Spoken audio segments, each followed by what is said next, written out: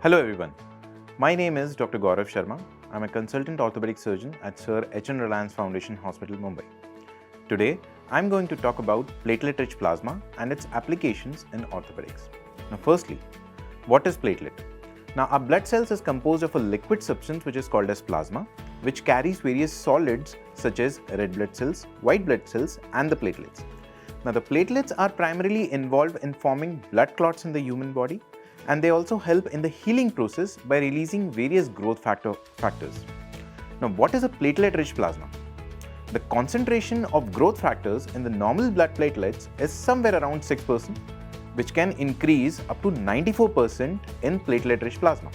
Thus, as we can see, we get more of the growth factors, leading to the best possible chance of tissue healing locally. Now, how does the PRP act? Now this is a very commonly asked question. So it acts by stimulating the growth factors locally around the injured area, and it has many potential benefits, which includes, firstly, it is very safe because it is procured from the own blood, and so hardly there is any foreign body reaction. It acts locally and it is relatively cheaper than other modalities like physiotherapy, like long doses of anti-inflammatories and also surgery.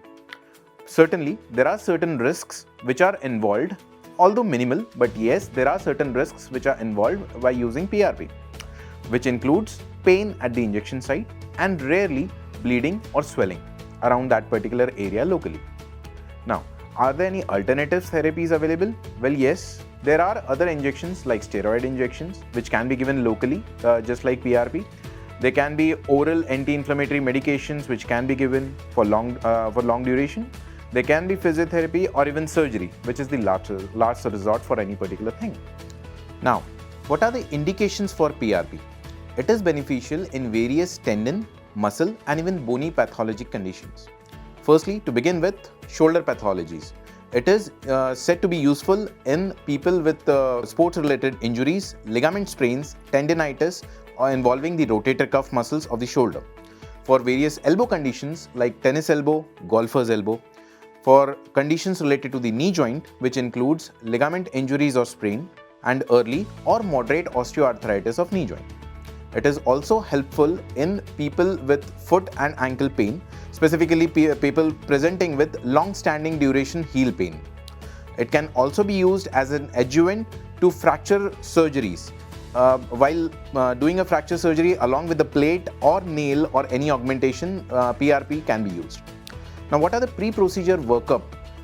Well, there is no specific preparations which are required. One must avoid taking anti-inflammatories for at least 2 weeks before the procedure. The procedure can typically last for around 30 minutes or so, wherein about 10 ml of blood is extracted from the vein in the elbow joint, which is then run through a centrifuge machine at a certain speed and obtained, and the PRP is obtained in a test tube. Now, whichever area where we want to inject the PRP is sedated using a local anesthesia, and the PRP is extracted from the test tube and injected locally at the affected site using a needle, after cleaning that particular area with the antiseptic solution. Now, PRP can be injected either directly or under ultrasound guidance. Post-procedure care. Now, the doctor would prescribe anti-inflammatories for around 3 to 5 days. The doctor would also advise to use lots of ice packs application locally.